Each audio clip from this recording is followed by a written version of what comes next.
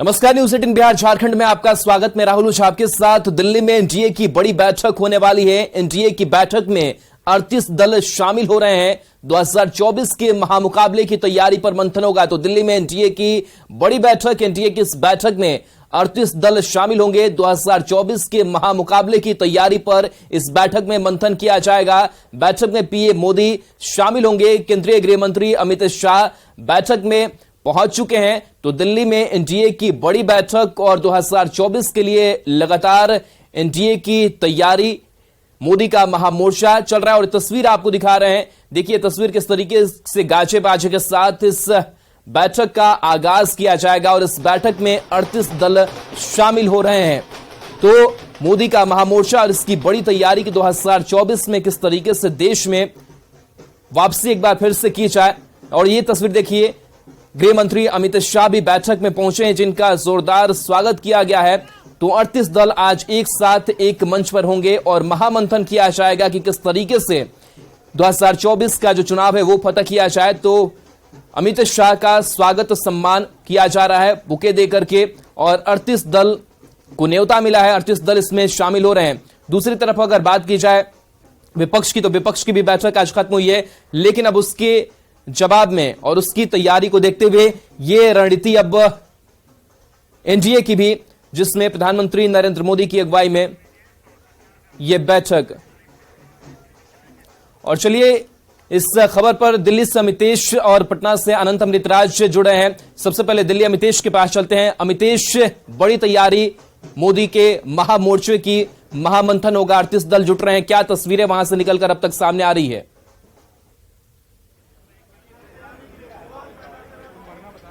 देखिए, दिल्ली में अशोका होटल में भी शाम 5 बजे बैठक हो रही है, जस्ट शुरू होने वाली है।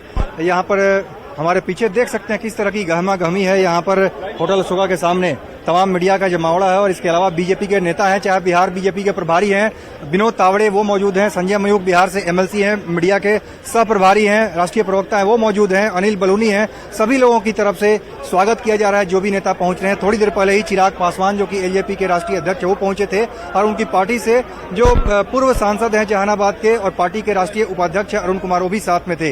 इसके अलावा पशुपति पारस केंद्रीय मंत्री और सांसद चंदन सिंह पहुंचे हैं।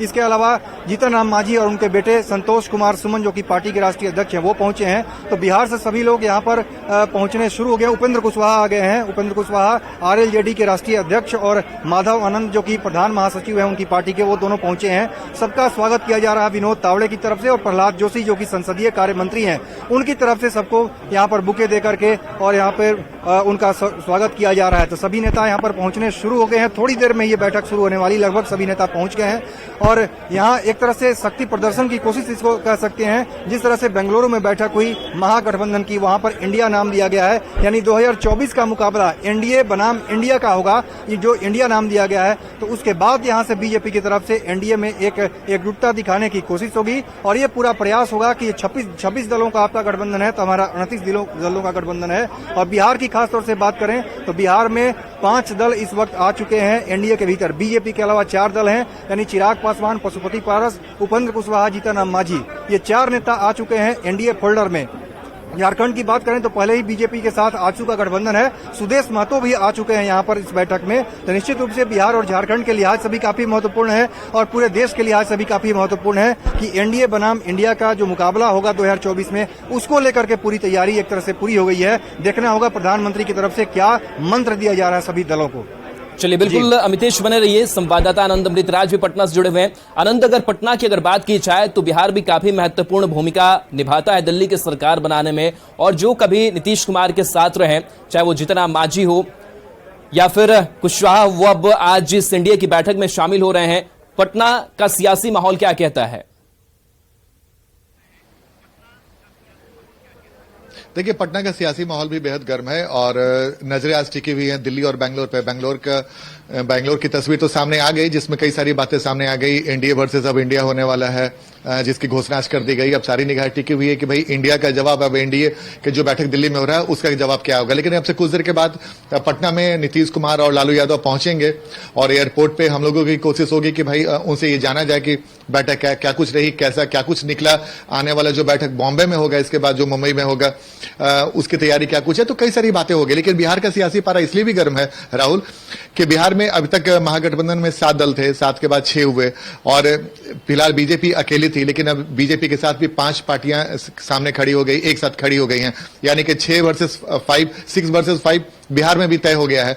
तो बिहार का सियासत में बेहद महत्वपूर्ण है। पिछले बार के लोकसभा चुनाव में 2019 के लोकसभा चुनाव में 40 में 39 सीट आया था एनडीए को, जब नीतीश कुमार बीजेपी के साथ थे।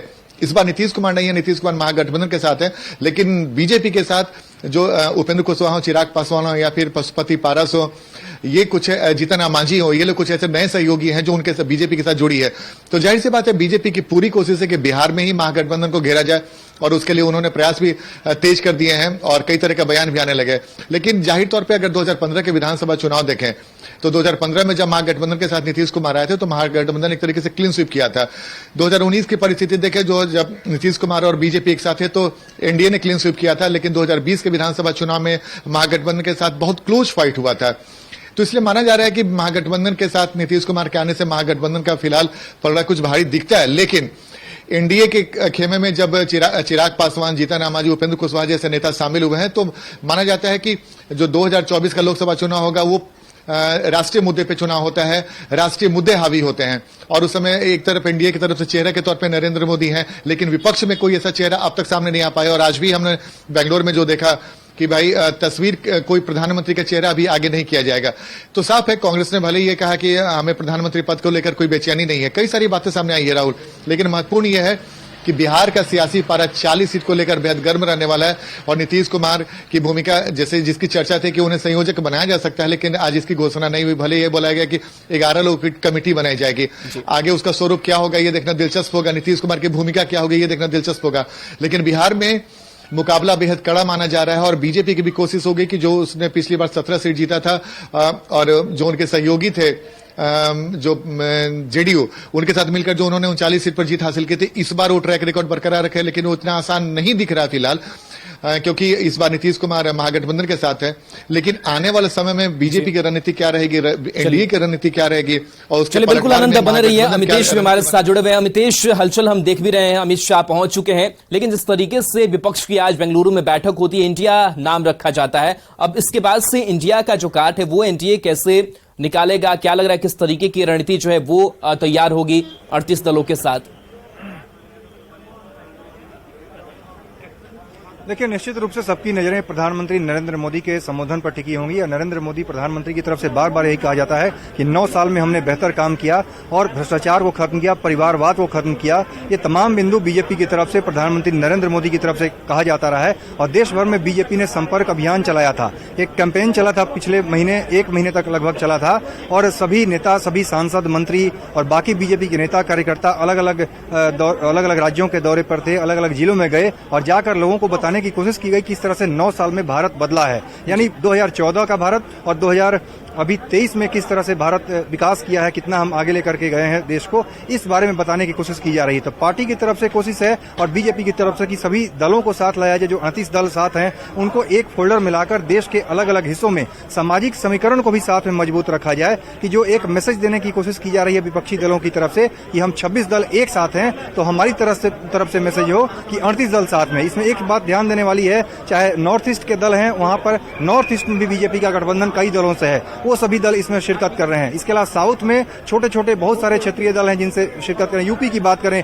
यूपी में ओम प्रकाश राजभर अभी हाल में आए हैं, बीजेपी के साथ उनका गठबंधन हुआ है, एनडीए में शामिल हो गए हैं। इसके अलावा संजय निषाद पहले से हैं। तो पूरी कवायद है बीजेपी की, बिहार से लेकर झारखंड, उत्तर प्रदेश से लेकर तो उत्तराखंड तक और बाकी हर स्टेट में, साउथ, नॉर्थ ईस्ट, हर जगह सबको साथ लिया जाए, समाज के हर वर्ग को साधा जाए और एक सामाजिक समीकरण बेहतर करके तब हम लोग चुनाव मैदान में उतरें।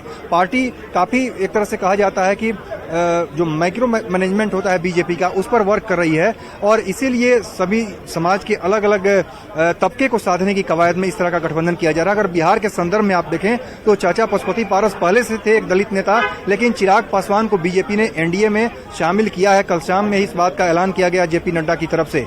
तो तमाम कवायद है। दूसरी तरफ महादलित समुदाय से जीतन राम मांझी हैं, तो उनको कुछ दिन पहले ही एनडीए में शामिल कराया गया है। उपेंद्र कुशवाहा ओबीसी समाज से आते हैं, उनको भी एनडीए में लाया गया है। तो पार्टी की पूरी कोशिश है कि सामाजिक समीकरण को साधा जाए और 2024 के लोकसभा चुनाव में नीतीश कुमार के उधर जाने के बाद, महागठबंधन की तरफ जाने के बाद भी किसी तरह की कोई दिक्कत न आए, पिछले बार के परफॉर्मेंस को कैसे दोहराने की कोशिश की जाए, इसलिए बीजेपी ये तमाम कवायद कर रही है।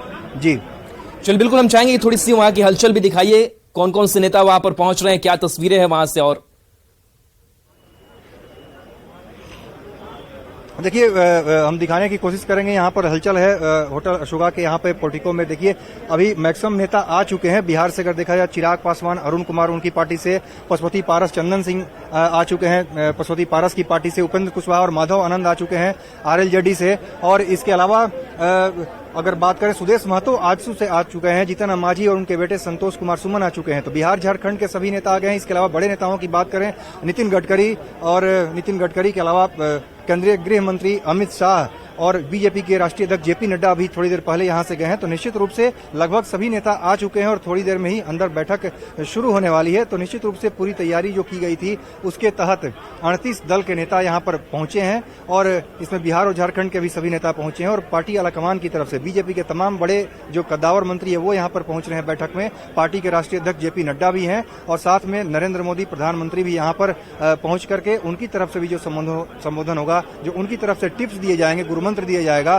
किस तरह से बीजेपी और एनडीए के तमाम जो सहयोगी दल हैं उनको किस तरह से देश में आगे बढ़ना है, 2024 में किस तरह से विपक्ष के गठबंधन का मुकाबला करना है, उस पर सबकी नजरें टिकी होंगी। जी बिल्कुल, कहीं ना कहीं बीजेपी ये भी कोशिश कर रही है कि जो पुराने सहयोगी दल रहे हैं, चाहे 20 में रिश्ते अलग हो गए या फिर खटास आ गई, लेकिन इसके बावजूद उन पुराने साथियों को भी एकजुट लाने की कोशिश की जा रही, चाहे वो सुभाषपा हो, अकाली दल हो, और ऐसे कई छोटे छोटे दल भी हैं, उनको भी अब साथ लेकर के चल रही है। चलिए बहरहाल एक बार तस्वीर हम आपको दिखा रहे हैं। ये सीधी तस्वीर है जहां प्रधानमंत्री नरेंद्र मोदी अब यहां पर पहुंच चुके हैं इस बैठक की जगह पर और उनका काफिला जो है वो पहुंच चुका है। उसकी तस्वीर हम आपको दिखा रहे हैं। तो मोदी की अगुवाई में यह महामंथन होना है, मोदी का यह महामोर्चा जिसकी तस्वीर हम आपको दिखा रहे हैं। तो एक तरफ विपक्ष अपनी जोर लगा रहा है, तो आज 38 दलों को एक साथ एकजुट एक मंच पर प्रधानमंत्री नरेंद्र मोदी ने लाया है और प्रधानमंत्री नरेंद्र मोदी का जो काफिला है वो पहुंच चुका है। इससे पहले अमित शाह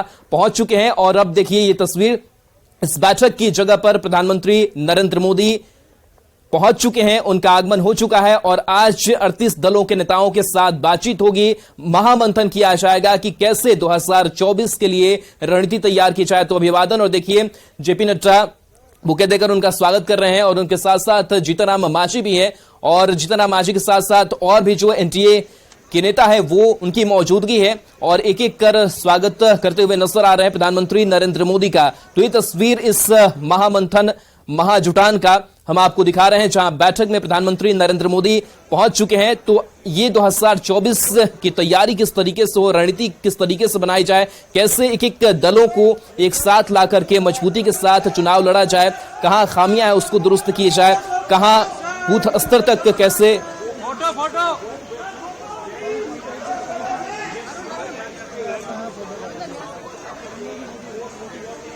बिल्कुल। तो ये सीधी तस्वीर हम आपको दिखा रहे हैं जहां इस हॉल के अंदर प्रधानमंत्री नरेंद्र मोदी पहुंच चुके हैं और अब से कुछ ही देर के बाद से जो बैठक की शुरुआत है, 5:30 बजे का वक्त रखा गया इस बैठक के लिए, तो अब से कुछ ही देर के बाद से इस बैठक की शुरुआत हो जाएगी और प्रधानमंत्री नरेंद्र मोदी अंदर जा चुके हैं। तो 38 दलों का महाजुटान हुआ है जिस महामोर्चा को लेकर के तैयारी बातचीत जो है वो की जाएगी। अमितेश भी लगातार जुड़े हुए हैं। अमितेश, प्रधानमंत्री नरेंद्र मोदी भी अब पहुंच चुके हैं, हलचलें और ज्यादा तेज हो गई है।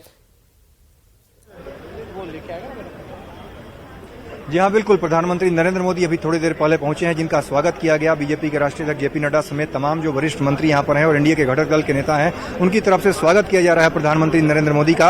अंदर होटल अशोका के इसी होटल अशोका होटल के अंदर उनका स्वागत किया जा रहा है। जो मीटिंग अब औपचारिक रूप से उसकी शुरुआत कर सकते हैं कि अब शुरू हो गई है प्रधानमंत्री के पहुंचने के साथ ही। तो निश्चित रूप से जो तमाम जो घटक दल हैं, देश के अलग अलग कोने से, अलग अलग राज्यों से तमाम दलों को यहाँ पर लाया गया है। सभी लोग यहाँ पर जो शिरकत कर रहे हैं, कुछ बहुत सारे ऐसे दल हैं हैं जिन्होंने हाल ही में एनडीए ज्वाइन किया है, चाहे चिराग पासवान की बात करें, कुछ दिन पहले जीतन राम मांझी की बात करें, उन्होंने एनडीए ज्वाइन किया है। इसके अलावा ओम प्रकाश राजभर जो कि उत्तर प्रदेश से राजभर समुदाय के बड़े नेता हैं और पूर्वांचल में उनका बड़ा जनाधार है, बड़ा वोट बैंक है। इसलिए बीजेपी की पूरी कोशिश है कि समाज के हर तबके को साधा जाए, चाहे ओबीसी, ईबीसी हो या फिर इसके अलावा दलित, महादलित जो तमाम तबके हैं उनको साधा जाए। और नॉर्थ ईस्ट के लोग हों, साउथ के लोग हों, बाकी दूसरे देश के अलग अलग राज्यों में भी जो भी गठबंधन हो सकता है समाज के अलग वर्ग के लोगों से, तो पूरी कवायद है सामाजिक समीकरण साधने की। क्योंकि पार्टी को ऐसा लग रहा है कि नरेंद्र मोदी का चेहरा, नरेंद्र मोदी का काम सब पर भारी पड़ेगा। विपक्ष की तरफ से जो भी बैठक कर ली जाए, विपक्ष की तरफ से जो भी एजेंडा तैयार कर लिया जाए, लेकिन नरेंद्र मोदी के चेहरे के सामने विपक्ष का चूंकि कोई चेहरा नहीं है, सब चेहरा फीका रहेगा। इसलिए बीजेपी की पूरी कवायद यही है। लेकिन उसके बावजूद भी किसी भी तरह की कोई कमी न रह जाए, कोई लूप होल न मच जाए। यही वजह है कि बीजेपी सूक्ष्म तरीके से मैनेजमेंट कर रही है और काफी मेहनत कर रही है। और यही वजह है कि हर स्टेट वाइज वहां के समीकरण को ध्यान में रख करके 2024 में किसी तरह की कोई चूक न हो जाए, इसलिए पार्टी की पूरी कवायद है हर स्टेट में साधा जाए अलग अलग समीकरण को। इसी कवायद में ये बैठक चल रही है और आज इस बैठक में देखना होगा